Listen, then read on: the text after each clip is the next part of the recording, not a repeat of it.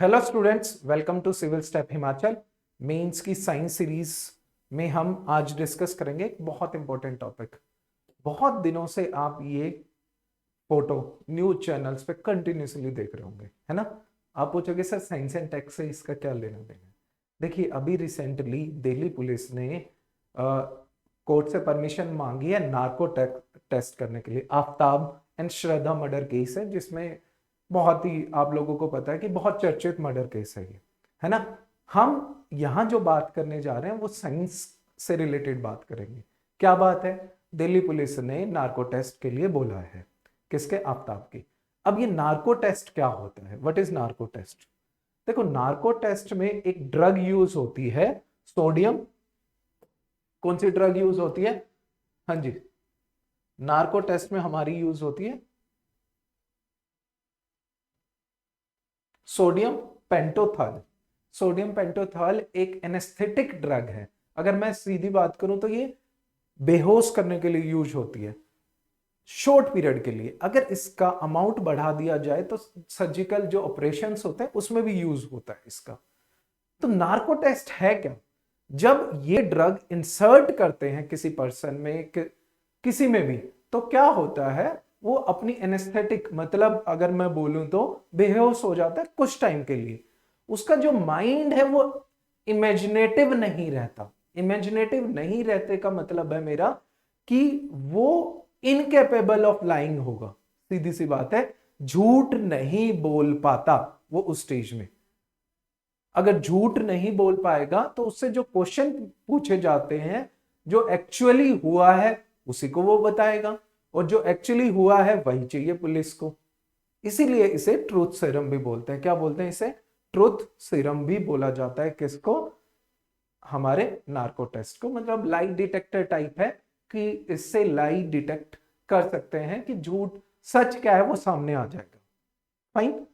ये anaesthetic drug है। ये नॉर्मली आपकी सर्जरीज में भी यूज होती है, बट यहां जो है हमारा काम क्या है, इसकी कंसंट्रेशन इतनी होती है कि उसको बेहोश ना करे, बट ही और she is incapable of lying, झूठ ना बोल पाए। फाइन। फिर मैं बात करता हूं, क्या ये पॉलीग्राफ टेस्ट जैसा है? जो आपको बोलते हैं लाई डिटेक्टर टेस्ट भी नाम दिया जाता है पॉलीग्राफ टेस्ट को। ये भी किया जाएगा, किया जाता है। क्यों किया जाता है ये भी वही है कि जो है आपका अक्यूज्ड है, जो वो झूठ बोल रहा है या सच बोल रहा है। सिंपल सी बात है। अब ये अलग कैसे है? ये नार्को टेस्ट से अलग कैसे है? इस टेस्ट में कोई ड्रग इंजेक्ट नहीं की जाती। जो पॉलीग्राफ टेस्ट और लाई डिटेक्टर टेस्ट है उसमें कोई भी ड्रग इंजेक्ट नहीं की जाती। तो ये कैसे होता है?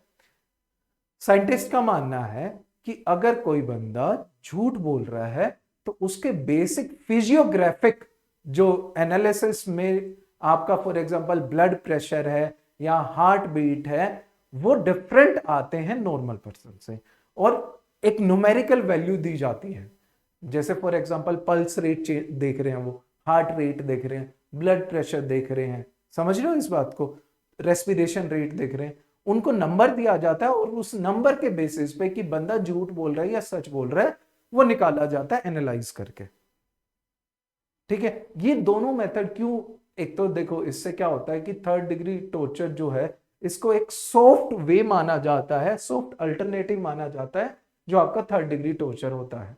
फाइन। तो इससे क्या होता है कि आपका जो ह्यूमन राइट वायलेशन नहीं होते। सिंपल सी बात है, बंदे को क्या है, विदाउट एनी टॉर्चर जो पुलिस को चाहिए, जो जांच एजेंसीज को चाहिए, वो सारी चीजें मिल जाती हैं। फाइन। अब आपको इसके पीछे साइंस पता लग गया कि जैसे क्या होता है कि लाई डिटेक्टर टेस्ट में आपके फिजियोग्राफिकल चेंजेस होते हैं। कैसे? मतलब आपका हार्ट रेट चेंज होगी, आपकी रेस्पिरेशन की रेट चेंज होगी, स्वेट ग्लैंड की एक्टिविटी चेंज होगी, ये सारी चीजें होती हैं। और वो अगर उसकी जो फिगर है वो डिफरेंट आए तो आपका पकड़ा जाता है बंदा। अब आप पूछोगे कि सर ये 100% ठीक है होते हैं दोनों? नहीं, साइंटिस्ट के पास इस चीज का कोई एविडेंस नहीं है कि ये 100% राइट रिजल्ट देंगे।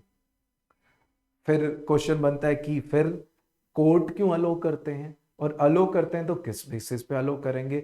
और फाइनली क्वेश्चन बनता है कि एडमिसिबल है या नहीं।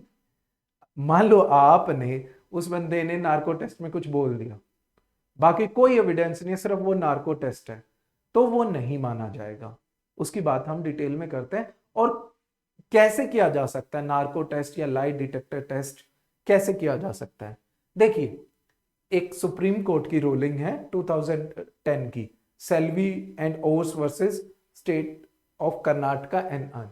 इसमें 3 जज की बेंच थी, ठीक है। उसने क्या दिया था कि ये नार्को टेस्ट और जो लाई डिटेक्टर टेस्ट है वो सिर्फ एंड सिर्फ क्या है, किया जाएगा on the basis of consent of accused. पहली बात कि अक्यूज मानेगा तभी किया जाएगा।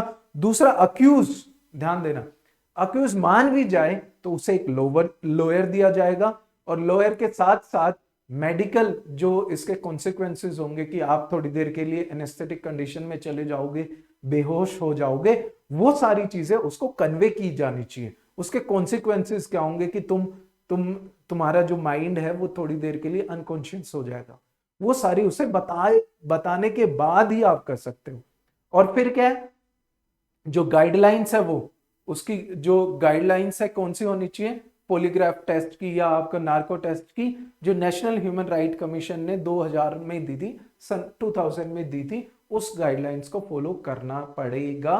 कोई भी जांच एजेंसी है उसको, चाहे वो दिल्ली पुलिस है, चाहे वो सीबीआई है। बहुत से केसेस में ये हुआ है पहले ये चीजें। फाइन, जो सब्जेक्ट है उसको, the subject consent should be recorded before a judicial magistrate. जो भी उसकी कंसेंट होगी कि भी हाँ मेरे ऊपर नार्को टेस्ट कर लो, मेरे ऊपर क्या कर लो, मेरे ऊपर लाई डिटेक्टर टेस्ट कर लो, वो किसी मजिस्ट्रेट के सामने कबूले तभी ले कर सकते हो आप। फाइन, अब हमें पता लग गया कि कब हो सकता है ये टेस्ट, कैसे हो सकता है। अब ये एडमिसिबल है कि नहीं, नहीं। Are result of these consider as confessions, no. क्यों? क्योंकि जो है उसकी कंडीशन क्या होती है, ड्रग इंड्यूस्ड स्टेट होती है, उसमें उसके जो बेसिक राइट्स है उसको अनकॉन्शियस है, वो उसको नहीं पता, तो इस केस में वो कन्फेसेबल नहीं होगी। जो आर्टिकल 23 ऑफ इंडियन कॉन्स्टिट्यूशन है उसके मुताबिक भी वो एडमिसिबल नहीं है। फाइन, अब ये किया क्यों जाता है फिर, सेकंड लाइन पढ़िए, सेकंड लाइन बहुत इंपॉर्टेंट है। बहुत इंपॉर्टेंट क्यों है, देखिए, any information, wait a minute, any information or material subsequently discovered with the help of such voluntary taken test can be admitted as evidence.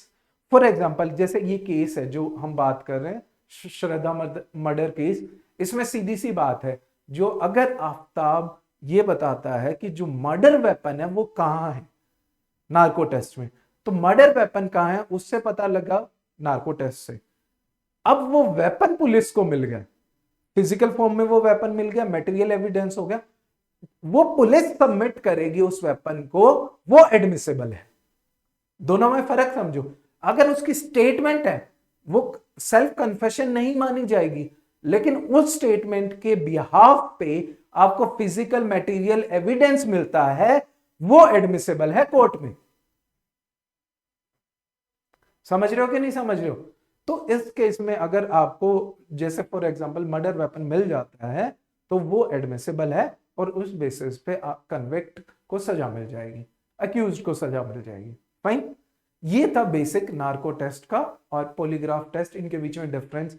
आने मेंस में देखो यही छोटे छोटे क्वेश्चंस भी आ सकते हैं, नार्को टेस्ट क्या होता है, किस पे किया जा सकता है। अगर बड़ा क्वेश्चन आए तो आपको ये सारी चीजें डिस्कस करनी पड़ेगी कि हाँ, कि लीगल बैकिंग क्या है उसकी, कॉन्स्टिट्यूशनल बैकिंग क्या है, वो सारी बातें आप करोगे। अगर 8 नंबर या 20 नंबर में आने के चांसेस नहीं है हिमाचल में इसके, लेकिन हाँ, नार्को टेस्ट का अगर आपको बेसिक पता होना चाहिए और उसके कॉन्सिक्वेंसेस क्या होंगे, same will like detector test.